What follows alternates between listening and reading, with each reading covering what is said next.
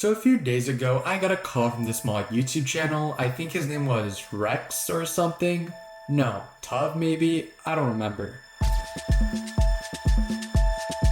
But he asked me if I wanted to join him ghost hunting in an abandoned ghost town in Nebraska, which I said, yeah.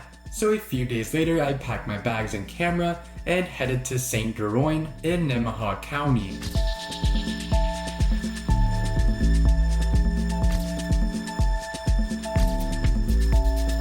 A ghost town whose roots stretch back to the late 19th century. Officially part of the Nemaha half-breed reservation, the town was first settled by people known at the time as half-breeds, descendants of both Native American and European descent. It was more than just a settlement.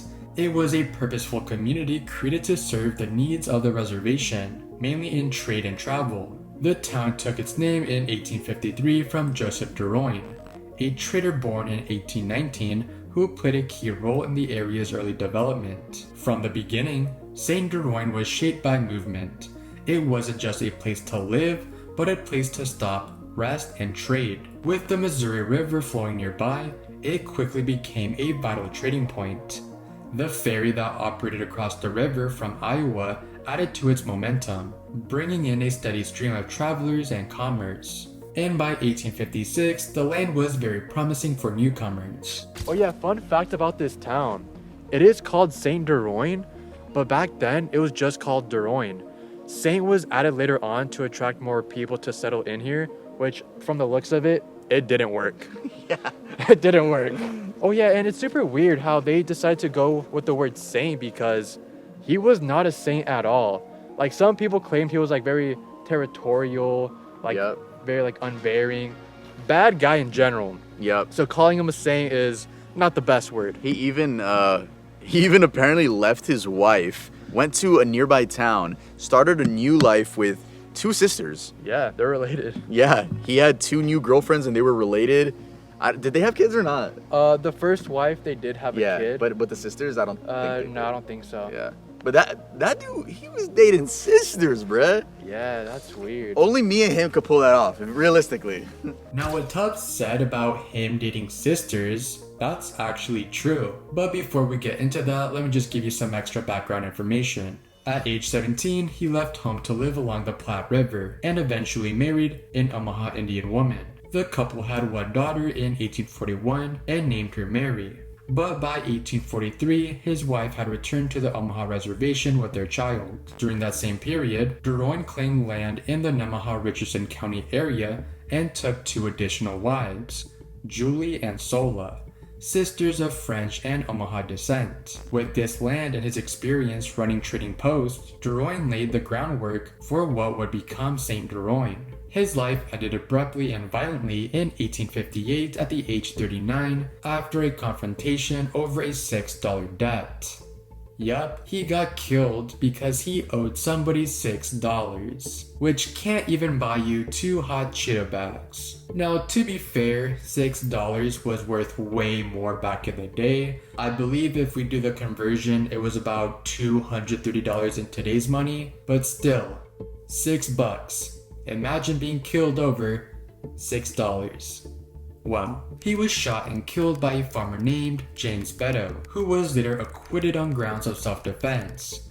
Deroin was buried according to custom on horseback, dressed in his finest clothes, and surrounded by symbolic items like a rifle, a pipe, a flask of whiskey, and even a roasted chicken, all meant for the immortal hunting grounds, which was some weird tradition that they did back in the day. Now I tried doing more information, and I'm pretty sure they just killed the owner's horse so they can bury the horse with the owner, but that's never really specified. I assume they killed the horse in order to bury it with the owner, and not just bury it alive, because that's messed up. Well, to be fair, getting shot over $6 is just as messed up, but you get the point. Joseph Deroin was buried in St. Deroin, and I don't want to get sidetracked again, but I'm very curious if that roasted chicken is still buried with him. I mean, it is, but considering it's been over 166 years ago, the chicken might have disintegrated. I don't know. Now, Joseph Deroin wasn't the only known figure in this town,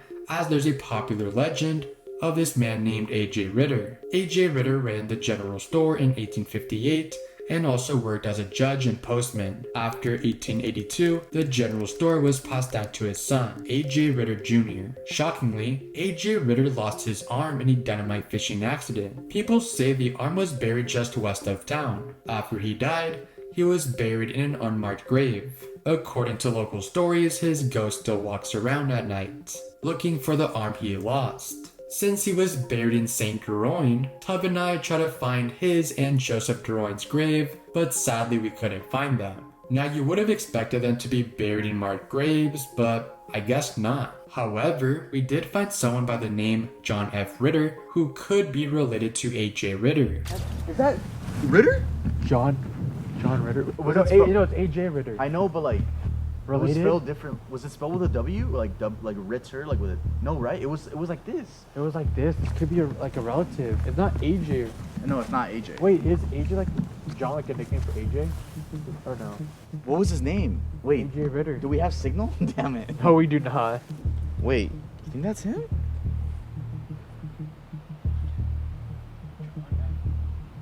I actually do have signal. I But- know it's not the biggest tombstone, but still, like this one, it's like different material. It's a different color. We haven't seen that yet. It's all just gray. This one has some red, gray, different types of stones. So that could mean something. It was with an R. So you're right. It could be a relative, but let me look up his actual full name. Because there's no way his name was Ritter, you know? I don't know if AJ is like a nickname for John, because there's no A in the first half of the name. So it could be I a don't relative. know. I tried looking it up. There's another guy, for example, named Elijah Ritter. Another graveyard centers on one AJ Ritter who lost an arm during fishing. This isn't. Because they only reference him as AJ Ritter. They don't say Okay. his name. For sure a relative though. Yeah, no, gotta be. Yeah, because back then, only 300 people, like most likely if you lived here back then, had the same last name, you were for sure related. Could have been related to the guy that blew his arm off while dynamite fishing. Is anyone here? John F. Ritter, do you hear me? Please touch the antenna. John F. Ritter, give us a sign. I feel like a sports announcer. John F. Ritter, August 6th, 1914. Do you remember that day? August 6th,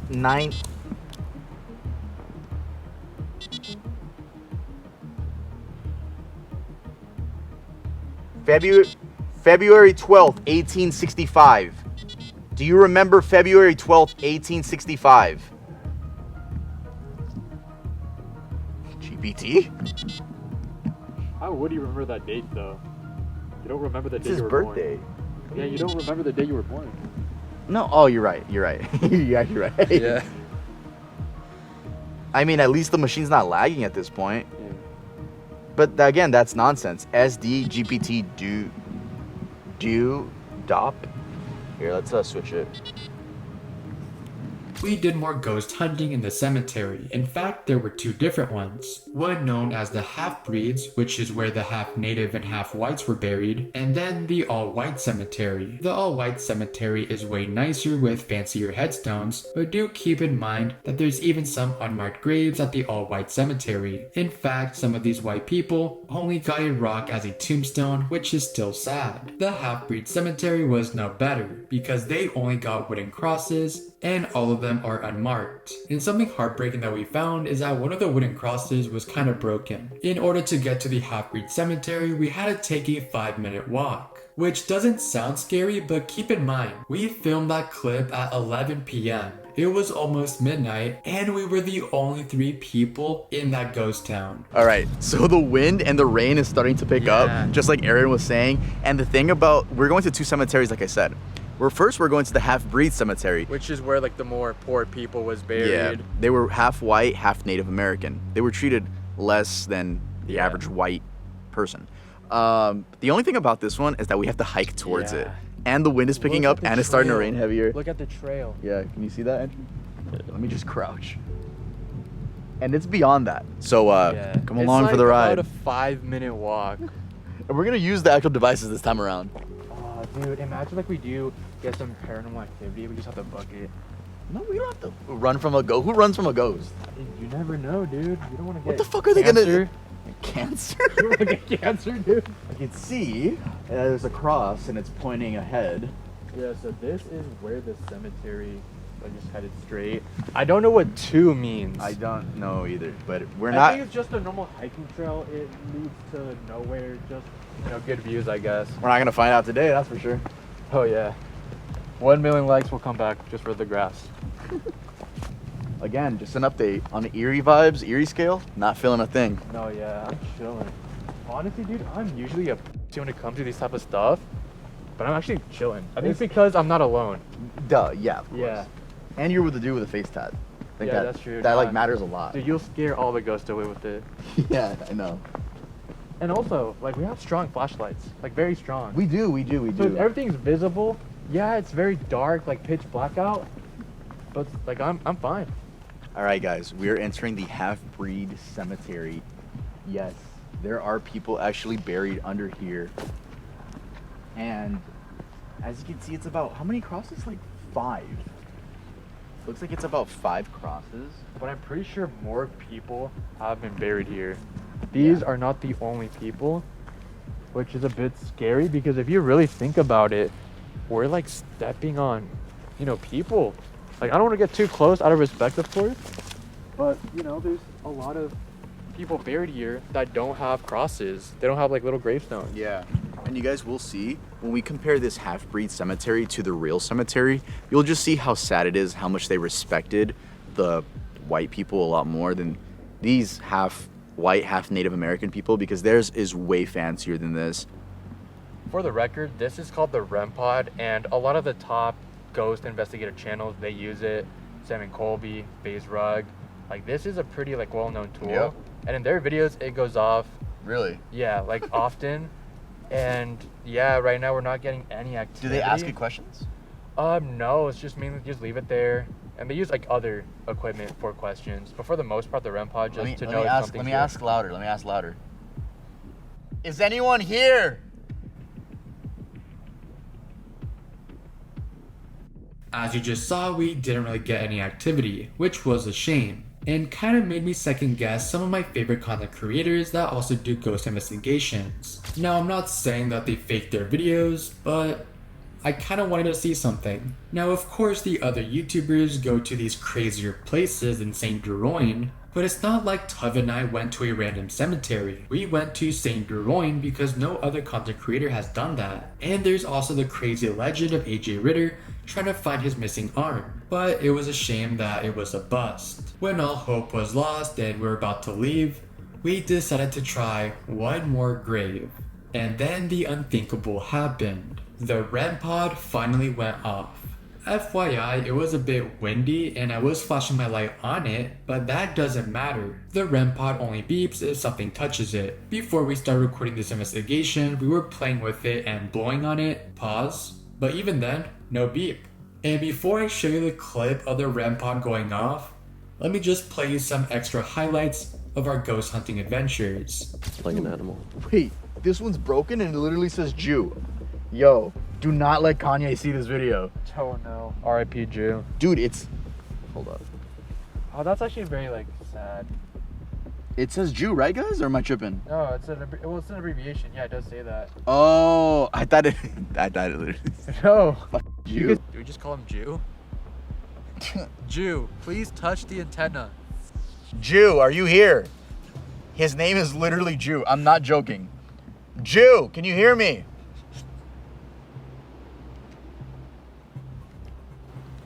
Dude, we have no success with this machine. Yeah. Which sucks because out of all the other YouTubers, this is the one that gets the most. We'll save it for like the creepiest grave. Doesn't go off. Even, yeah, it's gonna go off now because I'm gonna touch it. What do I just leave it level 2? Yeah, the REM pod's a cool concept, but. I fucking hate bugs. Oh, what the heck? It actually hit me hard. Step away I feel from like it. it's on me. It's always you. I feel like you always activate it. That's From a not. distance, That's it's not you.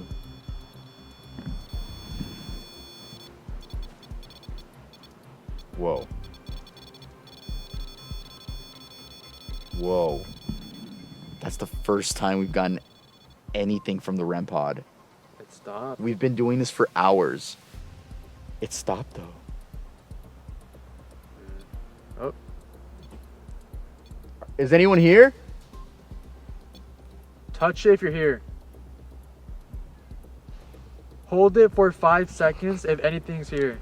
Fucking descriptive. You gotta be descriptive. Whoa, that was. I'm gonna turn up the sensitivity. Yeah. Is anyone here? Hold it for 10 seconds. They're not gonna do that. We gotta like, use what we can get. They're obviously like blinking at us. As you just saw, the REM pod went off for a few seconds, which is insane, meaning that something or someone touched it. And as you can see, Tub and I were at a distance and couldn't have been us. I don't know why, but at that time when the REM pod went off, I didn't even process it until right now. Dude, it's actually kind of crazy that it went off. Like, it wasn't me, as you just saw in the clip.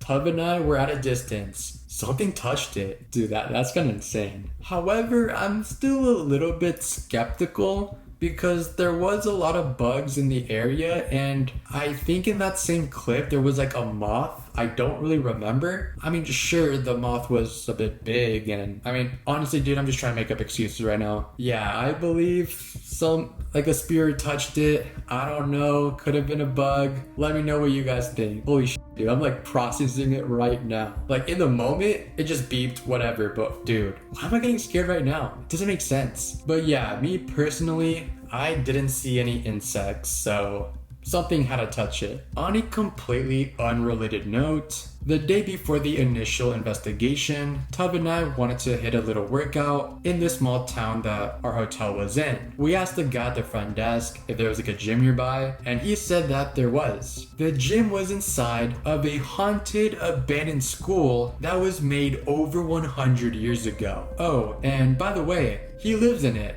I know that sounds so made up, but on everything I love, it's true.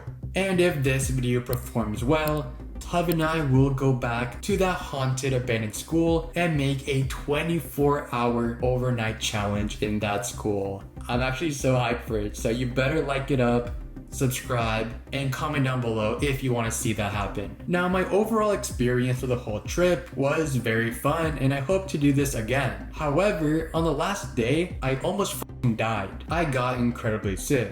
It was so bad that I had difficulty walking once I arrived at the airport because my legs were in shock and Tub had to push me around. Now, when I finally got home, I was terrified because I thought I caught cholera. Remember when Tub and I were exploring those cemeteries? Well, a bunch of those people died from cholera. Cholera is a disease in the small intestine that gives you diarrhea until you die. Death by diarrhea. What a way to go. Well, you actually get dehydration from the diarrhea and then you die. Now, I thought I had it because for like 4 days straight, I was locked inside of the bathroom. I couldn't get out. And literally the second to last day of my sickness, I went to the bathroom about 15 times. So 15 trips to the bathroom in one day. It was intense. And yeah, it was burning. Now, luckily, I'm doing way better, but I was a bit shocked that I got sick in the first place because I haven't been sick in over 3 years. I work out every day, my diet is perfect, and I just got sick. Until this day, I don't know what caused my sickness, and I'm pretty sure it had to do with food poisoning because I had to eat gas station food, or a ghost just haunted me. It's one of the two. But I'm pretty sure I did get food poisoning and I don't have cholera. Man, dying by diarrhea is crazy. Thank you so much for watching to the end of the video, and if you haven't already, make sure to go watch the full ghost hunting investigation over to Tub's channel. And dude, this whole trip was actually fun, despite the me getting sick part, but in all honesty, dude, I low-key do it again even if I get sick because I just had so much fun. And remember what I told you in the beginning, if this video performs well, Tub and I are going back to the haunted abandoned school and making a full video about it, which please like the video because I really want to go and do it again. But yeah, thank you guys so much for watching this video, and I'll see you guys in my next one. See you guys.